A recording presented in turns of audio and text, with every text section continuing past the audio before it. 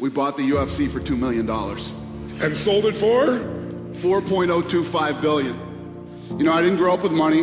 We weren't rich by any means, but I knew I wasn't going to college. I knew that wasn't a reality. I didn't really want to go to college. One of the things that I was very lucky in my life with is I knew exactly what I wanted to do. From the time I was a young age, I knew I wanted to be in the fight business, and people thought I was crazy. I worked in Boston at a place called the Boston Harbor Hotel. I was a bellman in there. I was 19 years old. I made good money. You know, there's some guys that get those jobs, and those are the type of jobs they you know, they're lifers. They want those jobs forever. And it's a good job. It's not a bad job. Yeah. It just wasn't for me. And I was literally standing in the lobby one day, and I'm like, what the hell am I doing here? What am I doing here? This isn't me. This isn't what I want. And I walked out the front door, and one of my good friends, he's still one of my good friends today, who was the doorman, says, what are you doing? I said, I'm quitting. And he's like, what? What are you gonna do? I said, I want to be in the fight business. He said, that's the dumbest thing I've ever heard in my life. And he's glad I didn't take his advice. First of all, when you have a business idea, there's always gonna be detractors and people that think, you know, it won't work. You're always gonna have those people around you and in your life, even when you're successful, believe me. It gets worse when you're successful. When you get out of bed every morning, right, you get up out of bed, life is standing right there to kick you in the face. Ready, leg cocked, ready to go to kick you in the face. Because every day when you get up, bad shit's coming at you, right? Forget about work, your personal life, everything. Car don't start, this, to that. Life is ready to get you, you know, and you got to get up and you got to fight through that bullshit every day. You have to. You got to fight through all the shit that life throws at you.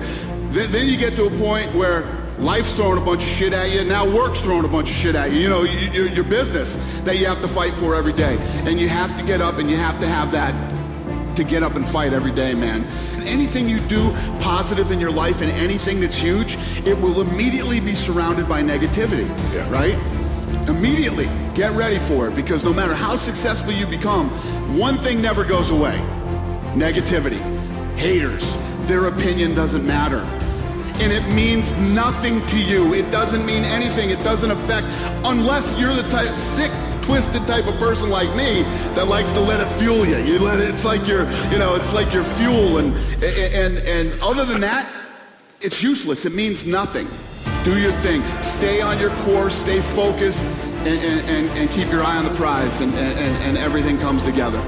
I can't stand 3-day weekends. I hate 3-day weekends, man. I'm like, man, I want Monday to come again. That's how much I love what I do, right? So that should be, if that's not your mentality every weekend when you're at home, like you're dreading Monday, man, stop. Stop and get another job, because you're in the wrong place. That's not healthy for you.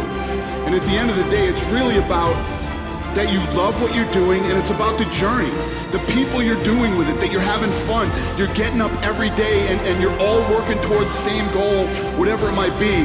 It's a very fulfilling feeling. It really is a very fulfilling feeling, because I've been where most people have been. I've been in the shitty job that you're just trying to pay your bills and you're trying to make ends meet, and you're miserable. You're doing it because you have to do it, because you have to pay your bills, because you need money. Once you break out of that and you find what it is you truly love to do, it's really not work. It's actually fun, and you enjoy every day of your life. From what I've learned, and as I look back on my life, everything in life is about timing. Yes. It really is about timing, the right time, the right place, the right everything. And I also believe that you create your own timing in life too. What's the worst thing that can happen if you try?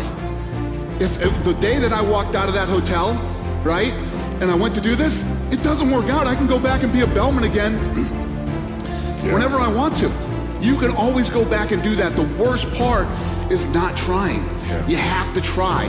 Nobody's ever going to do anything without trying. That's right. Last question. Guess what? It's never the right time. It's never the right time. It's like, I can't now. I got this truck I just bought. I got payments on this friggin' thing. You know, I got this. If you do that to yourself, you'll never do anything. Forget the truck. Forget this. Forget that. Go for it. Just go for it. Believe me, I'm living proof that it can happen.